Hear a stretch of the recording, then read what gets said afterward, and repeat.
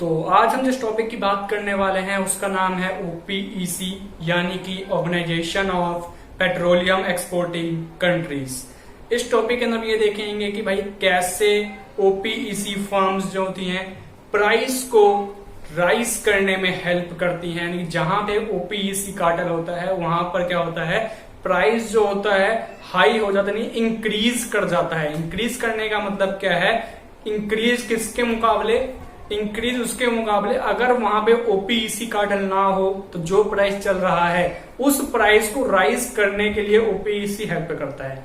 अब ये हम देखेंगे भाई ओपीईसी कैसे हेल्प करता है, लेकिन हम उससे पहले जानते हैं कि भाई ओपीईसी आखिर होता क्या है। सिंपल सा फंडा है। ओपीईसी का मतलब क्या है कि जितनी भी वर्ल्ड में कंट्रीज हैं, हर कंट्री में आप जानते हैं बहुत सी कंट्री हैं जहां पे ऑयल के रिफॉर्म्स हैं, यानी कि ऑयल वहीं से सप्लाई होता है, पेट्रोलियम जो है, ठीक है।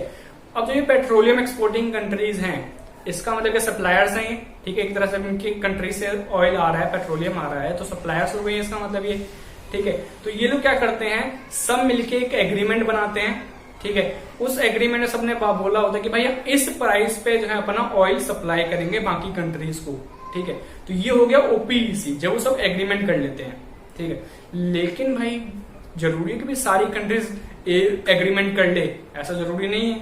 कुछ कंट्री ऐसे भी हैं वहां पे जो बोलते नहीं भाई हम नहीं ज्वाइन कर रहे, हम अपनी मर्जी से बेचेंगे, ठीक है। तो ऐसी कंट्री भी है, तो उनको बोलेंगे नॉन ओपीईसी। यानी कि एक तो हो गया हमारा ओपीईसी और दूसरा क्या हो गया हमारा नॉन ओपीईसी। ये दो टाइप के ही बस सप्लायर होते हैं मार्केट के अंदर, दो टाइप की कंट्रीज ही होती हैं, ठीक है, जो पेट्रोलियम से रिलेटेड है। अब इसमें हम ये देखते हैं कि भाई जब ये ओपीईसी है और ये जो नॉन ओपीईसी है ये भी जस्ट लाइक इसकी तरह है, डोमिनेंट फर्म और स्मॉल फर्म की तरह। याद करो लास्ट वीडियो में मैंने आपको बताया था कि डोमिनेंट फर्म कैसे प्राइस सेट करती है, ठीक उसी तरह से ये जो ओपीईसी फर्म है ये भी मार्केट को लीड करेगी, क्योंकि भाई ये बहुत से फर्म का क्या है, समूह है, ग्रुप है। और नॉन ओपीईसी क्या है, ये खाली एक सिंगल फर्म्स है। तो भाई जो बहुत बड़ी ग्रुप है वो सब मिलकर प्राइस सेट करेंगे, तभी ये नॉन ओपीईसी वाले भी चल पाएंगे मार्केट के अंदर। तो इसलिए जो नॉन ओपीईसी है किस प्राइस को फॉलो करेंगे, इसी प्राइस को फॉलो करेंगे, बिकॉज ऑफ इनको डर रहेगा भाई कोई इनसे भी पेट्रोलियम खरीदेगा ही नहीं, क्योंकि सारे लोग तो उनके पास चले जाएंगे, ओपीईसी वालों के पास। इसी वजह से ये लोग जिसको फॉलो करते हैं। हम देखते हैं कि कैसे प्राइस सेट करते हैं, तो चलो देखते हैं क्या होता है इसके अंदर। पहला फंडा तो वही है जो हम लास्ट क्लास में करा था कि भाई जैसे जो डोमिनेंट फर्म है और जो स्मॉल फर्म्स है वो कैसे प्राइस सेट करती हैं। तो ये हमको दे रखा है मार्केट का डिमांड कर्व। मार्केट का डिमांड कर्व के लिए हमने पहले ग्राफ ड्रॉ कर लिया। अब ये मार्केट है तो डिमांड कर्व ये इसकी, ठीक है। ये हमारा डी और D1 है। अब यहां पर हमको ये भी पता है, सेम अजम्पशन लेनी है आपको जो अजम्पशन में लास्ट वीडियो में पढ़ी थी कि एक तो वहां पे डोमिनेंट फर्म होगा और बाकी सारे स्मॉल फर्म्स होंगी।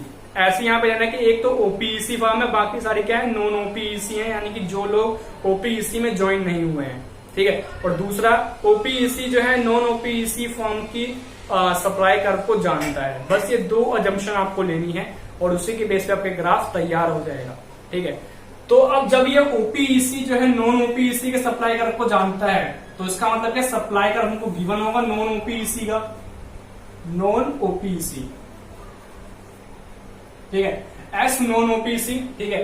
अब यहां पर देखो जब इसको ये पता है, सप्लाई कर्व पता है, तो इसका मतलब कैसे करेगा प्राइस को सेट, जैसे डोमिनेंट फर्म करती थी। कैसे करती थी, जहां पर मार्केट डिमांड कर्व जो है नॉन ओपीसी फर्म, जो नॉन ओपीसी फर्म है और जो मार्केट डिमांड कर्व है, इन दोनों का जो कर्व है जहां पे इंटरसेक्ट कर देंगे, यानी कि नॉन ओपीईसी का सप्लाई कर्व और मार्केट का डिमांड कर्व जहां पर एक दूसरे को कट करेंगे, बस उसी पॉइंट पर ओपीईसी फर्म जो है प्राइस को सेट करेगी। ओपीईसी फर्म से मेरा मतलब है जो कंट्रीज हैं ओपीईसी के अंदर, ठीक है।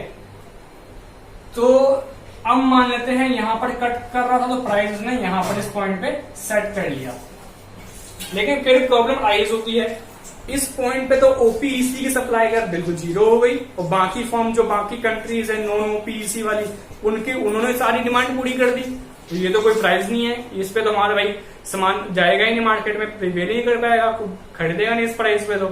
तो क्या सोचा ओपीईसी वालों ने, ओपीईसी कंट्रीज ने क्या सोचा कि भाई हम प्राइस को वहां सेट करेंगे जहां पर नॉन ओपीईसी का प्राइस, जो नॉन ओपीईसी उसका सेल यानी कि सप्लाई 0 है, तो यानी कि यहां पर इन्होंने सेट करा इस पॉइंट पे, इसका नाम था P2, ठीक है।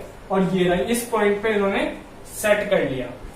अब यहाँ पे एक और प्रॉब्लम राइज हो गई कि भाई नॉन ओपीईसी वालों का तो फिर लॉस हो जाएगा क्योंकि उनकी सप्लाई यहाँ पर 0 हो गई, ठीक है। तो इसीलिए हम ना यहाँ पर प्राइस रखेंगे ना यहाँ पर प्राइस रखेंगे, यानी कि यहाँ पर रखते हैं तो ओपीईसी का लॉस होता है, यहां रखते हैं तो नॉन ओपीईसी का लॉस होता है। इसके लिए क्या सोल्यूशन निकला कि हम प्राइस ऐसी जगह सेट करेंगे जहां पर दोनों को ही प्रॉफिट हो। अब बात तो थी भाई प्रॉफिट कैसे निकालेंगे, मतलब कि दोनों को हम ऐसे प्राइस कैसे ढूंढें जहां पर दोनों को ही प्रॉफिट हो। तो इसके लिए ये बात सामने आई कि भाई जहां पर नॉन ओपीईसी थोड़ा अच्छी क्वालिटी का है और जहां पर ओपीईसी अच्छी क्वालिटी का है, बस उन दोनों पॉइंट को जोड़ दो। अब अच्छी क्वालिटी का क्या मतलब है, कहने का मतलब ये है कि जहां पर नॉन ओपीईसी सारी सप्लाई कर रहा है वो पॉइंट कौन सा है, ये वाला पॉइंट है, उस पॉइंट का प्राइस क्या है, ये प्राइस है। तो इस प्राइस को और इसको जोड़ दो, क्यों, क्योंकि इस पॉइंट पे क्या हो रहा है, बाकी जो सारी डिमांड है वो कौन पूरी कर रहा है, वो ओपीईसी पूरी कर रहा है, तो यानी कि नॉन ओपीईसी 0 हो गया, ठीक है। यहां पर ओपीईसी 0 था, यहां पर नॉन ओपीईसी 0 है, तो इन दोनों पॉइंट को ज्वाइन कर दिया। जो पॉइंट हमने ज्वाइन किया ना, बस उसी पॉइंट को क्या बोलोगे आप, सप्लाई डिमांड कब हो जाएगी इसकी, ओपीईसी, ये पूरी, ठीक है। तो बस ये आ गया हमारा क्या, ओपीईसी फर्म का डिमांड कर्व बन चुका है। और ये जो पॉइंट जहां पे कट कर रहे थे, ये वाला पॉइंट, इसका नाम दे दो ए, ठीक है। तो यहां पे आपको डिमांड कर्व मिल गया है, किसका, ओपीईसी फर्म का डिमांड कर्व आपको मिल चुका है। अब लेकिन बात होगी, हमने डिमांड कर्व फाइंड किया है, तो इसका हमारा क्या बेनिफिट होगा, इसका बेनिफिट एक है, हम इसका कोरस्पॉन्डेंस, अगर डिमांड कर्व हमको गिवन है तो भाई इसका कोई कोरस्पॉन्डेंस एमआर कर्व भी तो गिवन होगा। तो वो देखो कैसे आएगा, वो जो एमआर कर्व है वो यहां इसके कोरस्पॉन्डेंस कहीं होगा, ठीक है। जहां पर भी कट करें, ठीक है, जहां पर भी वो आए वो उसका नाम क्या है, MROPEC, किसका रेवेन्यू कर्व है, मार्जिनल रेवेन्यू किसका है, ये ओपीईसी फर्म का है, इसलिए MROPEC लिखा है।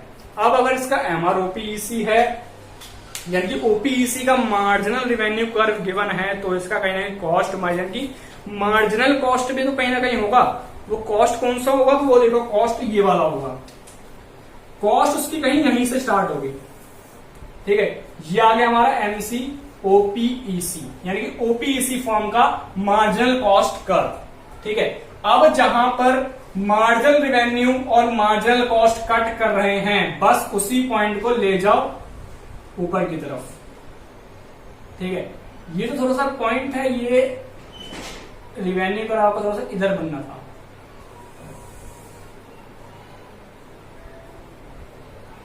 तो ये देखो जहां पे पॉइंट यहां पे कट कर रहे हैं, बस उसी पॉइंट को टच करते हुए आगे यहां पे निकाल दो,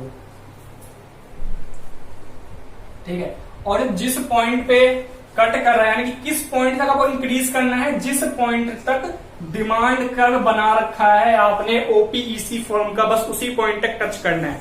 तो ये हमने टच कर दिया, बस इसको जो है लाइन को आगे बढ़ा दो यहाँ पे, ठीक है।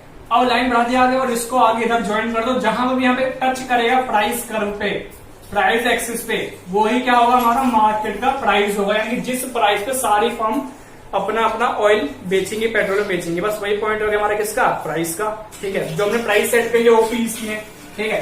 और यहाँ इतना हिस्सा जो है यानी कि ओ पॉइंट से, तो इसका नाम क्या है, QOPEC, ओ से लेकर क्यू तक का जो हिस्सा है वो कौन सप्लाई कर रहा है, ओपीईसी फर्म सप्लाई कर रही है, ठीक है।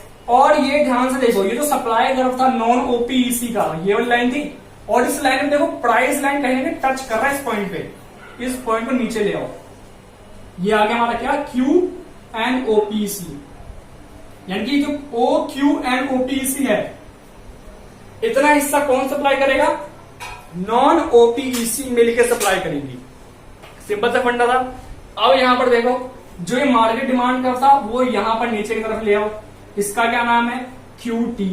यानी कि नॉन OPEC ने जितना सप्लाई करा और OPEC ने जितना सप्लाई करा, उन दोनों का ही सम QT होगा।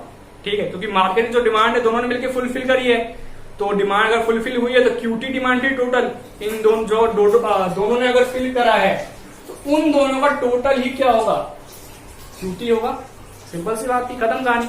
लेकिन ये तो हमारा हो गया सर, ये तो हमने नॉर्मली करा जैसे हमने डोमिनेंट फॉर्म में करा था। आप हमको ऐसे ही बता सकते थे कि डोमिनेंट फॉर्म की तरह ही करना है जो ग्राफ बनाया था। तो दोस्तों करना तो वैसे ही था, बट इसमें एक चीज आपको और अभी ऐड होने वाली है। अब सोचो क्या था वो, जो मैंने वो शुरू में लाइन बोली थी ना कि जब प्योर कंपटीशन होता है या जहां पे OPEC नहीं होता, तो जो प्राइस मार्केट में प्रिवेल कर रहा होता, उस प्राइस पर जो लोग बेचते अपना ऑयल बेचते, जो कंट्रीज अपनी ऑयल बेचती, उस प्राइस को राइज करने में OPEC हेल्प करता है। वो कैसे करता है, बस हम उसी चीज को देखेंगे अब इस ग्राफ में। सपोज मान लो अगर वहां पे OPEC नहीं होता तो क्या होता।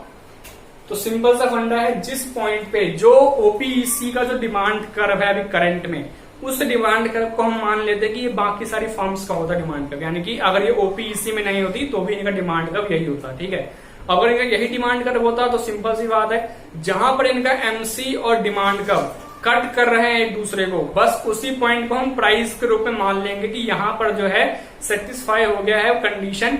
इस पॉइंट पर जो है क्या हो रहा है, ये सप्लाई करते हैं, इसी पॉइंट पे बेचते अपना जो ऑयल है। ठीक है, जब OPEC नहीं होता। और देखो कट कहां पे हो रहा है, ये MC लाइन दिख रही है आपको यहाँ पे, ये MC लाइन है, ये डिमांड है, कट कहां हो रहा है, इस पॉइंट पे हो रहा है। इसको नीचे ले आओ, ठीक है, इसको नीचे कर ले आएंगे और ये जो पॉइंट है इसको हम इधर ले जाएंगे। इसका नाम क्या है, PC का मतलब क्या है, कंपिटिटिव प्राइस। यानी कि सब एक दूसरे से कंपटीशन में लगे होते, अपना अपना ऑयल जो है बेचने में लगे होते, तो इस प्राइस पे बेचते। ठीक है, अगर OPEC नहीं होता तो इस प्राइस पे बेचते। अब यहाँ पे ध्यान से देखो, मैं आपको क्या बोला था, OPEC की वजह से कंपिटिटिव प्राइस, यानी कि जब प्योर कंपटीशन होता उस प्राइस को राइज कर देता है OPEC। ठीक है, उस प्राइस पे आप देखो राइज कर रहा है, बिल्कुल कर रहा है सर। OPEC का प्राइस कौन सा है, ये वाला प्राइस है OPEC का। और नॉन यानी कि जब OPEC नहीं होता मार्केट में तो ये प्राइस होता। तो देखो राइज हुआ प्राइस, बिल्कुल हुआ सर। बस यही आपको देखना था यहाँ पे कि भाई OPEC की वजह से प्योर कंपटीशन में जो प्राइस चल रहा होता है वो प्राइस राइज हो जाता है। बस इतनी सा आपको इसमें समझना था। और इसीलिए इसको जो है क्या बोला जाता है कि ये कब होगा राइज, जब ये जो डिमांड है जो ये रिलेटिवली इन इलास्टिक होगी तब। इन इलास्टिक अगर होगा तो ही OPEC सक्सेसफुल होगा। तो यानी कि इसका मतलब क्या है, OPEC ने प्राइस को राइज कर दिया, सक्सेसफुल हो गया ये। अब राइज कैसे करा, क्योंकि इन इलास्टिक डिमांड करता है इसलिए। ठीक है, अब एक केस और आएगा CIPEC का। इसमें क्या होगा, ये अनसक्सेसफुल होगा। मैं आपको पहले बता देता हूं ये अनसक्सेसफुल होने वाला है, क्योंकि इसका रीजन मैं आपको बताऊंगा अगली वीडियो में। तब तक आप देखते रहें अमित राय क्लासेस, और लाइक करें, शेयर करें, कमेंट करें और सब्सक्राइब भी कर दें। और साथ में सब्सक्राइब करके साइड में आपको एक बेल आइकन का बटन दिख रहा होगा, उस बटन को भी जरूर दबाएं ताकि आपको फ्यूचर में ऐसे ही वीडियोस की नोटिफिकेशन मिल सके।